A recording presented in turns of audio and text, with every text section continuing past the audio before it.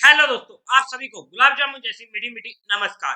और उसी के साथ आप लोगों का स्वागत है मार्केट के पैचअप या ब्रेकअप शो में। आज के दिन हम एक तो डिस्कस करेंगे हमारी मार्केट को, क्योंकि आज के दिन हमें मार्केट में अच्छा फॉल देखने को मिला है, जिसे लीड किया बैंक निफ्टी ने।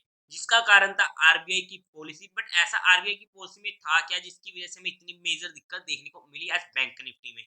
उसी के साथ साथ हम डिस्कस करेंगे कल के दिन होने वाले 3 आईपीओ की क्लोजिंग, और उसी के साथ परसों को होने वाली है 2 एसएमई आईपीओ की क्लोजिंग।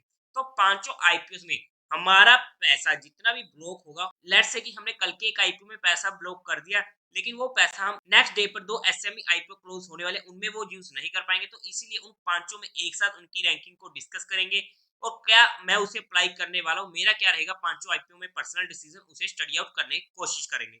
तो अभी से इस वीडियो को लाइक और चैनल को सब्सक्राइब कर दीजिएगा।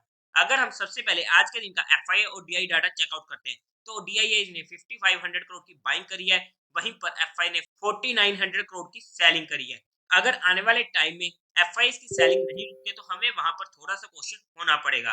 अगर हम बात करते हैं सबसे पहले आईपीओ की, तो वहां पर राशि पेरिफेरल, जन स्मॉल फाइनेंस, कैपिटल स्मॉल, और उसी के साथ साथ 2 SME IPO Alpex Solar and Rudra Gas, यहाँ पर 5 आईपीओ क्लोज होएंगे। 3 कल के दिन यानी कि मेन लाइन आईपीओ, और 2 परसों के दिन यानी कि नेक्स्ट वर्किंग डे मंडे के दिन। तो वहां पर अगर मैं सबसे पहले रैंकिंग की बात करूं according to the not GMP, but हाँ including GMP, including risk factor, including my mindset, तो वहां पर जिस आईपीओ को मैं सबसे पहले अप्लाई करूंगा, प्रेफरेंस दूंगा, वो होगा मेरे लिए एल्पैक्स सोलर का। मतलब कि जितनी भी मेरे पास अमाउंट है, सबसे पहले मैं वहां पर अपनी अमाउंट का हिस्सा दूंगा एल्पैक्स सोलर को। सेकंड पे आ जाता है रुद्रा गैस का। आई होप कि अगर आप लोगों ने इनकी आईपीओ की रिव्यू वीडियो देखी होगी, तो आपको पता है कि मैंने किस बेस पर इनको रैंकिंग दी है। थर्ड पे आ जाता है हमारा राशि पेरिफेरल्स का आईपीओ। फोर्थ पे आ जाता है जन स्मॉल का, और फिफ्थ पे आ जाता है कैपिटल स्मॉल फाइनेंस बैंक का। तो ये मेरे अकॉर्डिंग, मेरी स्टडी के अकॉर्डिंग, मेरे रिस्क फैक्टर माइंडसेट को लेकर सब कुछ को इंक्लूड करते हुए, कंपनी के हर पॉजिटिव से लेकर नेगेटिव पॉइंट को इंक्लूड करते हुए जो पांचों आईपीओ की रैंकिंग बनी है, वो मैंने आप लोगों के साथ अपडेट करी है। तो यहाँ पर आप लोगों को इतना तो क्लियर हो ही चुका है कि मैं इन दोनों आईपीओ को सबसे पहले प्रेफरेंस देने वाला हूँ। रही बात कल के लिए मेन लाइन आईपीओ की, तो वहां पर अगर हम सबसे पहले वन बाय वन डिस्कस करते हैं राशि पेरिफेरल्स को, तो इस आईपीओ को मैं अपने हर फैमिली मेंबर के अकाउंट से अप्लाई करने वाला हूँ। ये मेरा इसमें पर्सनल डिसीजन होने वाला है। एंड फाइनली अगर मुझे कल के दिन एचएनआई की तरफ से, जिसकी पूरी पूरी उम्मीद है कि एचएनआई की तरफ से मिनिमम टू मिनिमम 20x और क्वालिफाइड की तरफ से 30x की सब्सक्रिप्शन देखने को मिल जाती है, तो मैं इसे वहां पर एचएनआई कैटेगरी में इजीली कन्वर्ट कर दूंगा, और आप लोगों को टेलीग्राम चैनल पर भी अपडेट कर दूंगा। तो ये मेरा इसमें पर्सनल फाइनल डिसीजन होने वाला है। अब अगर हम फोर्थ रैंकिंग वाली आईपीओ की बात करते हैं, यानी कि जन स्मार्ट फाइनेंस बैंक की, तो यहाँ पर सबसे पहली बात कि मैं इसे एचएनआई कैटेगरी में अप्लाई नहीं करूंगा बीइंग एंड डिफेंसिव होकर। अगर मुझे बीइंग एंड अग्रेसिव होकर इस आईपीओ को एचएनआई में कन्वर्ट करना हुआ, तो मुझे वहां पर मिनिमम टू मिनिमम एचएनआई की तरफ से 30x और क्वालिफाइड की तरफ से मिनिमम टू मिनिमम 50x की सब्सक्रिप्शन अगर देखने को मिलती है, तो वहां पर मैं जाकर इसे एचएनआई कैटेगरी में कन्वर्ट कर सकता हूँ बीइंग एन अग्रेसिव होकर। बट मेरे पास इतना फंड नहीं रहेगा कि मैं इसे एचएनआई में अप्लाई करूँ, तो मैं इसे रिटेल कैटेगरी में ही अप्लाई करूंगा।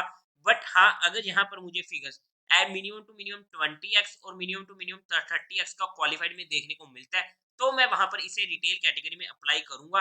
ये मेरा इसमें पर्सनल डिसीजन होने वाला है। अगर मैं फिफ्थ आईपीओ की बात करूं, यानी कि हमारे capital small finance bank IPO की, तो अगर मैं डिफेंसिव होकर बात करूं, तो मैं इस आईपीओ को इजीली अवॉइड करने वाला हूं। अगर मैं अग्रेसिव होकर बात करूं, तो ज्यादा से ज्यादा मैं इसे रिटेल कैटेगरी में अप्लाई कर सकता हूं, और वो भी तब जब मुझे एचएनए की तरफ से फिर से मिनिमम टू मिनिमम 20x और क्वालिफाइड की तरफ से मिनिमम टू मिनिमम 30x की सब्सक्रिप्शन दोनों में मिलनी जरूरी है। मतलब कि ऐसा नहीं कि क्वालिफाइड की तरफ से मिल गई, एचएनए की तरफ से नहीं मिली। मतलब कि अगर दोनों इन क्राइटेरियाज को फॉलो करते हैं, तभी मैं इस आईपीओ को जो जितने भी पुराने डिस्कस किए हैं जन स्मॉल या राशि पेरिफेर, उनको अप्लाई करूंगा।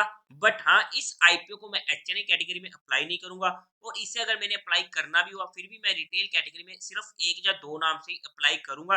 बिकॉज जहां पर ये आईपीओ हल्का सा रिस्की हो जाता है वैल्यूएशन वाइज, जिसकी वजह से ये आईपीओ मुझे इतना पसंद नहीं आया था, जैसा कि हमने रिव्यू वीडियो में भी डिस्कस किया था। बट इन सभी आईपीओ में ये मेरा पर्सनल फाइनल डिसीजन होने वाला है। आप लोग अपने रिस्क फैक्टर, अपने माइंडसेट और अपने फाइनेंशियल एडवाइजर से कंसल्ट करके कोई एक्शन लीजिएगा।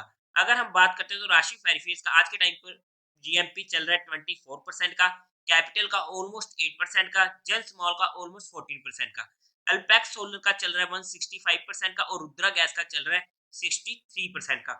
जब हमने वीडियो बनाई थी तब रुद्रा गैस का जीएमपी सिर्फ और सिर्फ 15% के करीब का था। तब हमने वहां पर डिस्कस भी किया था कि इसका जीएमपी हमें आने वाले टाइम में इंक्रीज होते हुए देखने को मिल सकता है। बाय द वे, जितना मैंने एक्सपेक्ट किया था अभी तक उतना जीएमपी मुझे जहां पर देखने को नहीं मिला है, बट आई होप कि जिस तरीके से इसकी सब्सक्रिप्शन जाएगी तो मुझे वहां पर इसका जीएमपी ऑलमोस्ट 100% के करीब का देखने को मिल सकता है। बट ये मैंने अपनी पर्सनल स्टडी के अकॉर्डिंग आप लोगों के साथ डिस्कस किया है।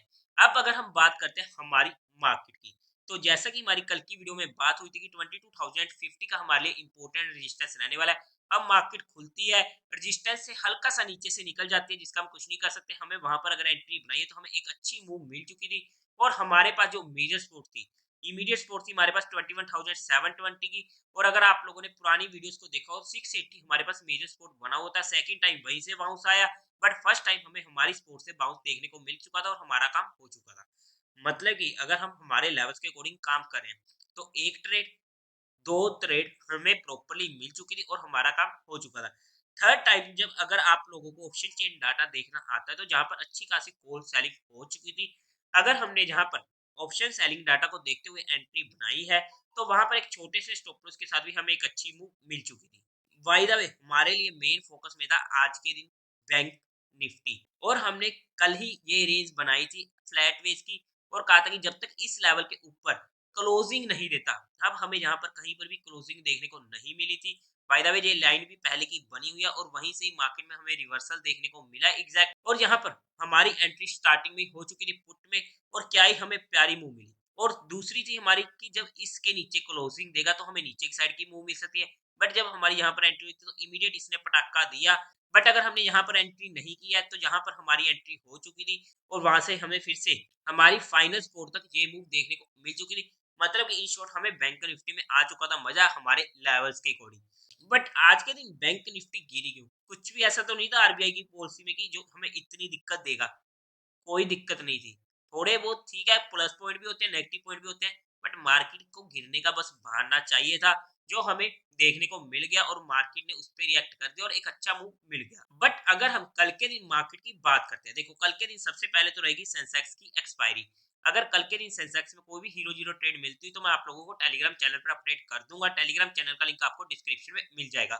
उसी के साथ साथ आप लोगों को म्यूचुअल फंड में कोई भी हेल्प की रिक्वायरमेंट हो, या आप लोग चाहते हैं कि हम आपका पैसा म्यूचुअल फंड में मैनेज करने में आपकी हेल्प करें according to your goals, according to your needs, according to your risk, तो आपको डिस्क्रिप्शन में मेरा नंबर मिल जाएगा, आप मुझसे कांटेक्ट कर सकते हैं। अब अगर हम कल के दिन मार्केट की बात करते हैं तो सिंपल सी लेवल है।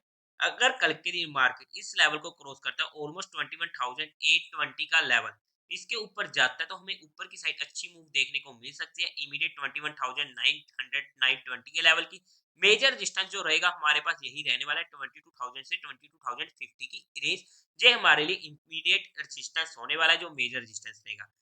नीचे की साइड की अगर मैं बात करूं स्पोर्ट साइड की, तो कल के दिन मैं पर्सनली शॉर्ट नहीं करूंगा अगर मार्केट एक अच्छा खासा गैप डाउन खुल जाता है।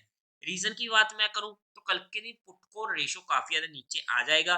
0.75 आज के टाइम पर चल रहा है और ऐसे में अगर मेजर गैप डाउन हो जाता है तो वहां पर मैं पर्सनली शॉर्ट करने के फेवर में नहीं रहूंगा और वहां से हमें डेड कैट बाउंस की उम्मीद रह सकती है। अगर हम मेजर सपोर्ट की बात करते हैं तो ये लेवल 21,450 के पास का हमें मेजर सपोर्ट मिलेगा निफ्टी में। सिमिलरली बैंक निफ्टी में हमारे पास मेजर सपोर्ट रहेगी 44,500 से 600 की रेंज, ये हमारे लिए मेजर सपोर्ट बैंक निफ्टी में होने वाली है। इसके ऊपर से हमें बाउंस आने के चांसेस काफी ज्यादा रहेंगे अगर इस लेवल के आसपास मिलता है। तो सिंपली अगर मैं दोबारा से डिस्कस करने की कोशिश करूं, 21,820 के ऊपर हमारी एंट्री होती है कॉल में, कंफर्मेशन का वेट देना जरूरी है। 22,000 से 22,050 की हमें रेजिस्टेंस मिलेगा। 21,450 हमारे पास इंपोर्टेड सपोर्ट रहेगा।